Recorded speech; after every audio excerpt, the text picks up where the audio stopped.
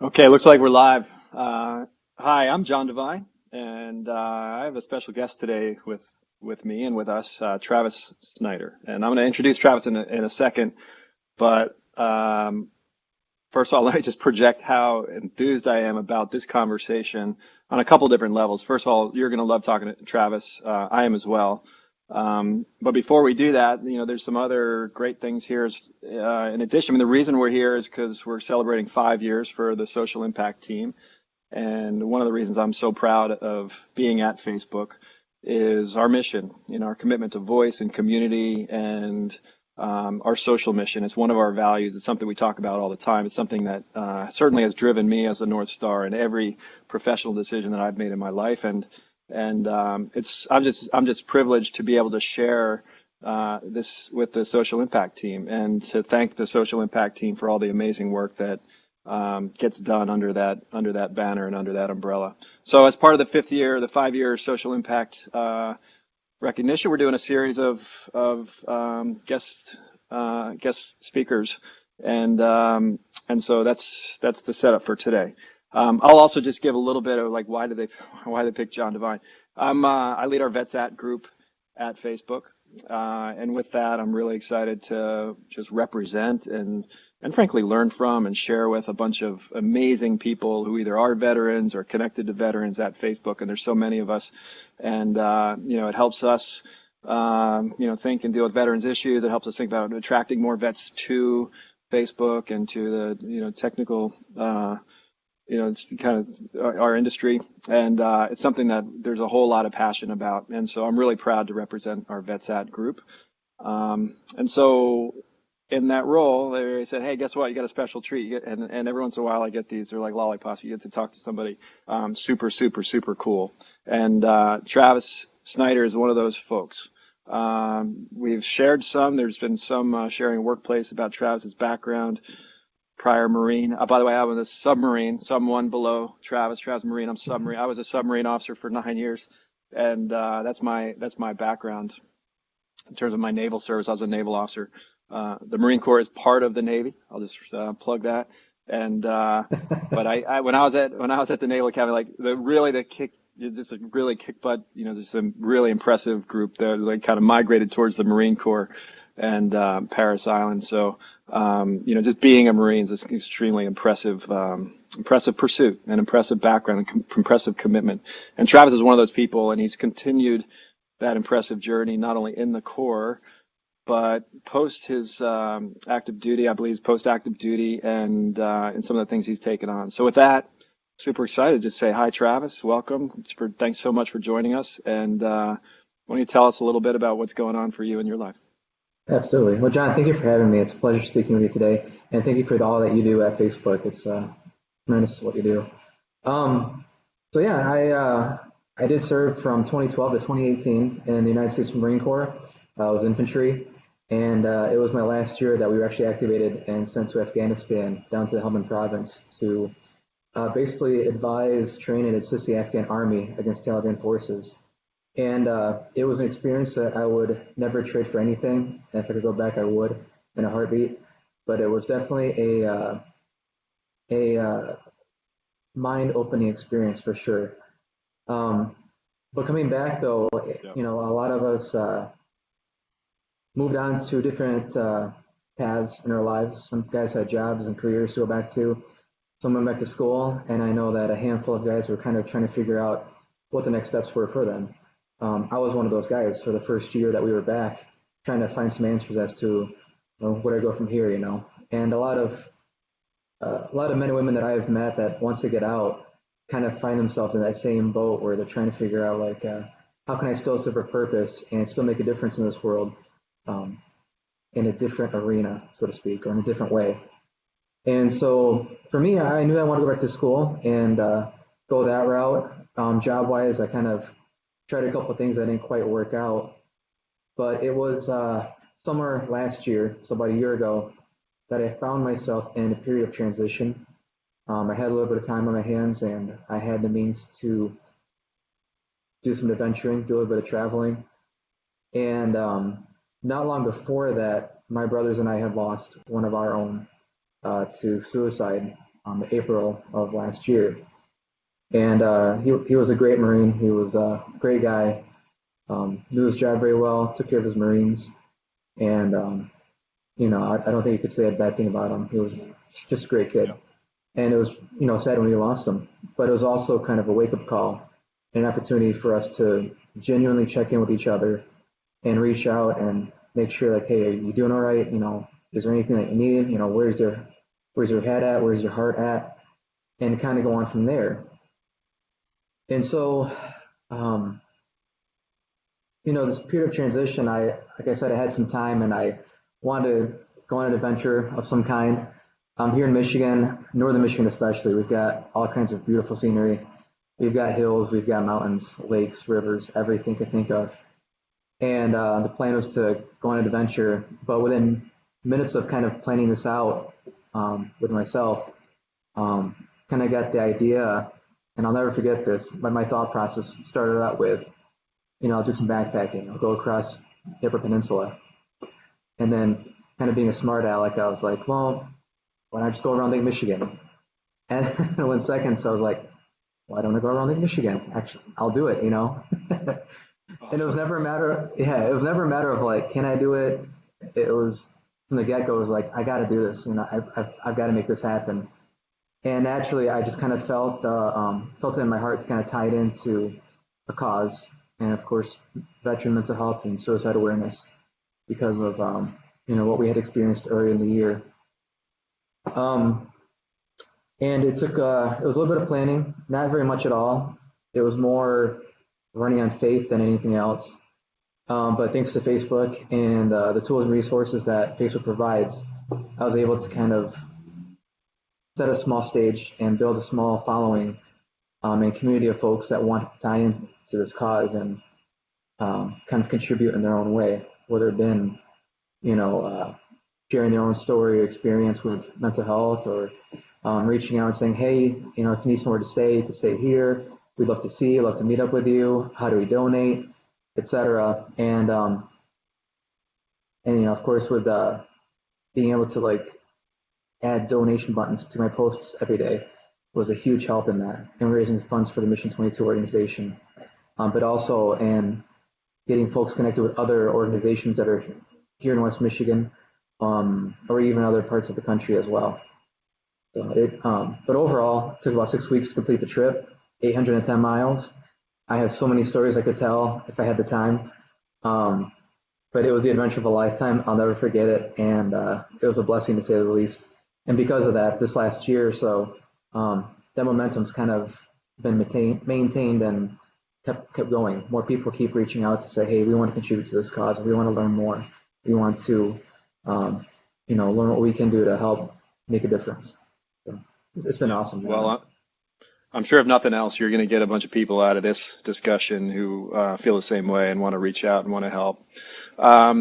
But part of it, and the story is incredible. Like it's just a great story and a nice marriage, by the way, of a purpose and a cause. And for us at Facebook, I mean, that's what we're committed to is making those things, trying to make those things good happen. For all the criticism Facebook gets, there's so much positive, utility that comes out of it. So it's just so cool to hear that story. Okay, well, and you said you got some stories. Maybe we'll pull a few of those out of you. Sure. So let me back up a little bit and just, clearly, you come across as a, just a really special human being. Tell us a little bit, though. Give us a little bit longer wind up. When did you decide, hey, I want to be a Marine? How did you end up like taking that path in life? Yeah, it was one of those things when I was a kid that a path I always wanted to pursue as a kid. And somewhere around, after high school, I just kind of went a different route, tried school for a little bit, just tried, working full time. And then somewhere around the early 20s, I found myself in a season where I really needed a kick in the rear. Like I thought to myself, I could use some more self-discipline. Really? I could use a jolt, so to speak, and put it nicely. And I just needed a good shove. And so I remember thinking to myself that, I had this childhood dream that I never really pursued. And again, didn't really do much planning. I just went right to the recruiter and was adamant about saying like, hey, I know I need this. I want Yeah. this too, but I need it just as much as I want it. And what can be done? So, within a couple months, I found myself shipping off to San Diego, went to boot camp, got that challenge that I needed, not just physically, but mentally and emotionally as well. And again, an experience that I wouldn't trade for anything. It gave me exactly what I wanted, what I needed in life, and Yeah. it led me What did you to find in Marine Corps? You Paris Island, right? Did you go to that part of the training path? it was actually San Where's boot Diego. camp?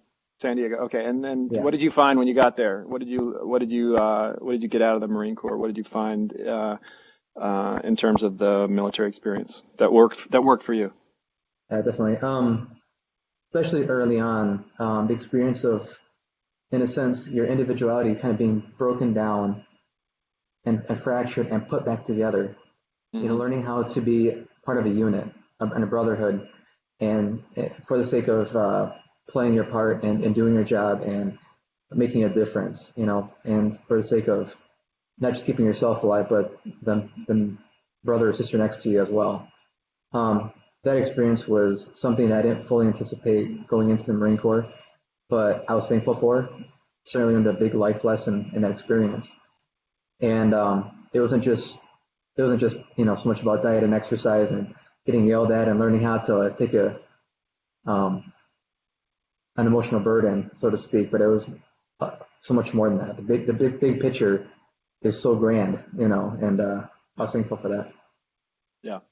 Um, okay, just a quick reflection on Hmm. Afghanistan. I had a few chances to spend time in Afghanistan, and Helmand Hmm. Province was, hot, right? It's Yeah, um, what was you don't have to totally pull the curtain back, but tell us a little bit sure. about what you experienced there in terms of being in active duty and in a war zone. Yeah, certainly. Well, when you first get over there, you're learning the baselines. You're kind of feeling out what's safe, who is safe, where is safe. And you go in with a mindset that it's better to to not trust anybody than to trust everybody. Kind of start down here and work your way up in terms of the trust bank. But we met a lot of good people over there.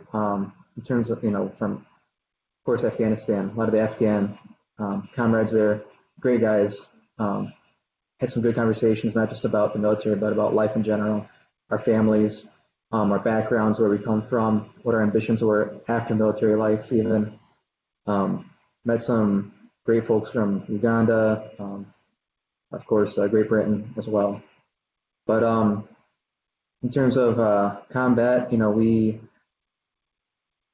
it was a little bit lighter of an experience than what some of the units before us had experienced, especially in that 2010 to 2012 time frame. So Mhm. there were certainly some dangers there, but we came back, in one piece. We were thankful for that. We fulfilled our mission, did our job, um, and yeah, grateful for that. Yeah, yeah. Well, thank you for your service in Thank that you, regard.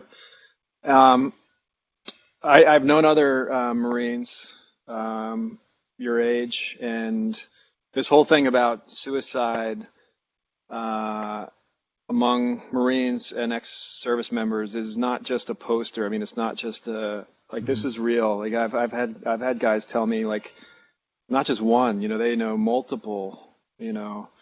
Ex Marine comrades who've taken their lives, and so. Can you talk a little bit about that and maybe Mission 22 behind that? Definitely. Yeah, like you said, it's not the idea of veteran mental health and suicide is it's not just some fairy tale. It's not just some made up idea. It's real and it's out there and it affects so many people. Whether men or women, a brother or sister that's struggling themselves, or whether you're the family of a service member who struggled or whatnot, or you're somebody who works on the front lines trying to help a lot of these men and women. To be honest, when I embarked on that adventure last year, I didn't fully anticipate the magnitude of the effect of the epidemic itself. But that venture kind of brought that opportunity to meet so many people um, and share so many stories that kind of brought to my eyes the fact that um, that suicide itself and mental health challenges come in all shapes and sizes, come in all forms, really. Um, Sometimes it's right in front of you. Sometimes it just kind of sneaks up on you, and it's really unfortunate, to say the least, that it's one of those things that there's not like a clear-cut answer for every situation. Every person and their struggles tell a different story, and um, some are more intense than others. You know what people are struggling with, and so the message that I tried to send out to those that were struggling, I wanted them to know first and foremost that they have a purpose and a reason to stay, that they have their existence is not a coincidence, it's not an accident, that there still is plenty to offer this world after life in the military. No matter who you are, there's other things that can be done. Um, and especially during the season of COVID, a lot of families out there losing jobs, losing businesses, trying to retain the family unit, and now is a greater time than any to reach out to veteran or civilian alike and make sure that we're all keeping it together mentally and emotionally. So the second part of that mission was to reach out to those that would have lost somebody they cared about very much. I met a lot of mothers, especially, a lot of hurting mothers out there that that spoke up and were just learning how to grieve, but still like move forward and not forget about their loved one's legacy.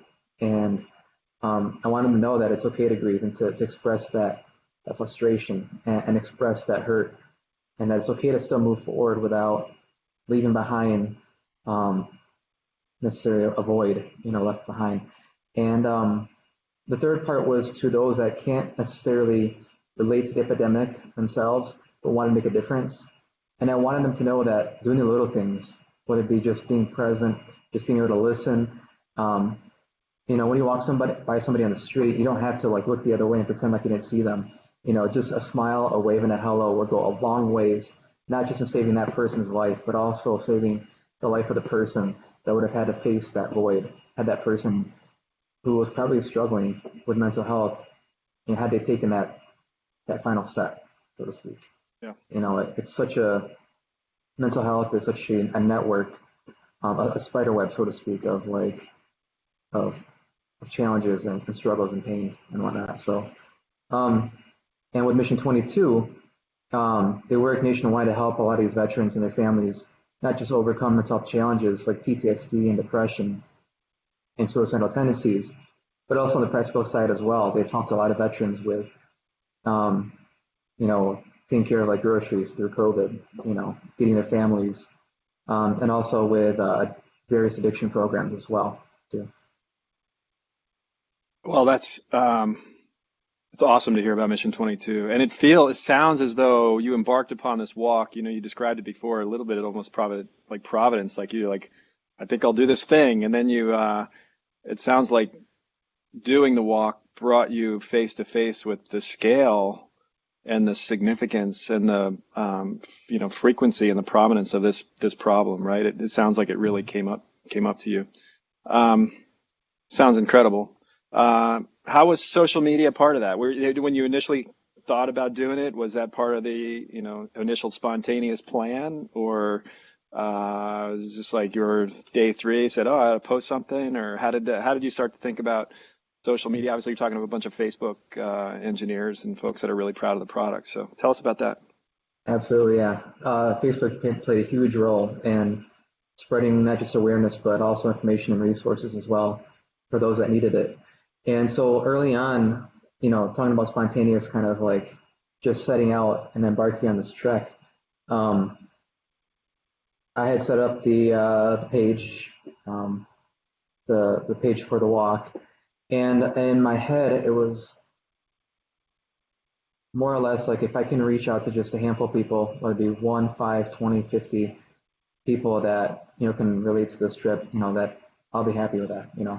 If one person is affected in a positive way, then I feel like Sure. I've done my part. Um, but because of the power of like social media and word of mouth and the various news outlets that, of course, reached out in the early stages, initially when I planned out this trip out or planned on doing this trip, I was going to camp out every night for whether it had been 6 weeks, 8 weeks, or whatever. I had my pack on, I had my camping gear, hammock, rain gear, the whole shebang, ready to go. And because of thanks to Facebook, people are reaching out on Messenger every day saying, hey, we live in this town, we live in this town, we've got friends in this town, Yeah. can we, give you somewhere to sleep? And, uh, and sure enough, like I didn't camp out once because I didn't have to, and if people want to reach out and support the cause in that way, I'm not going to stop them from doing that. So, or turn them down or turn them away. Um, so in that aspect alone, Facebook came up huge for me. Um, as of right now, that page, like I said, I was planning maybe like 20, 30 people following, and now I think we're up to about somewhere around like 5,000 liking the page and a few more thousand that just follow it. And then my personal page, you know, I, I, I think I'm about to hit the 5,000 limit, but that's most of the people on my personal page. I don't know them personally, just know the story and want to contribute one way or another or share the story or stay connected. And it definitely increased that footprint, so to speak. Um, and then of course, like I said, the donation buttons too. Like that was a huge being able to like just attach that button and post every day.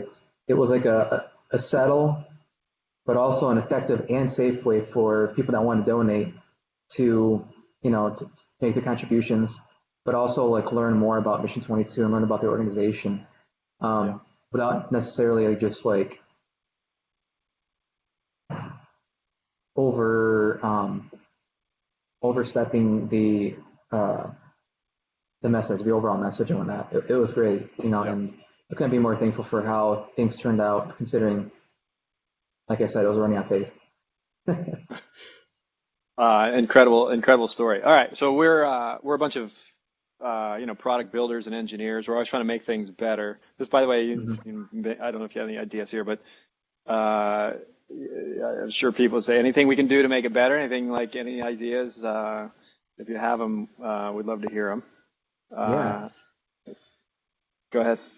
Well, to be honest with you, like that, it's tough to really say because like I had no hiccups or anything that came along because of Facebook or social media in general. Facebook really helped out a lot with spreading the message and keeping things um, easy for donors to stay connected and followers to stay connected and reach out as well. Um, yeah, it was great. So just keep it up. Yeah, yeah, basically. All So right. thank you. All right. A few nonsense questions. Yep. Did you wear your Marine Corps boots, or what did you wear for this hike?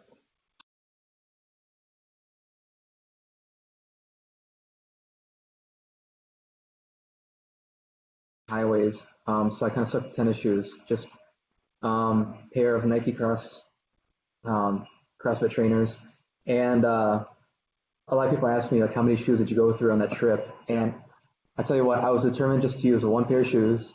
Somebody was kind enough to bring me a pair of shoes on the trip, and I'm thankful for those shoes, and I still have them. But I wanted to keep just the one pair the whole trip, so I did finish the one pair of Nikes the whole 810 miles. Where are they today? I've got them. Where are Well, those Nikes? I got them stored away safely. I might put them in a shadow box. I'm not sure yet, but got them stored away safely. Probably got a few shadow box. Shadow boxes are, if you're not in the military, it's a nice way that I guess it's kind of a tradition where you'll take medals, flags, things from your service, put them in a nice glass case boxed and it's nice reflections. And what's next for you, Travis?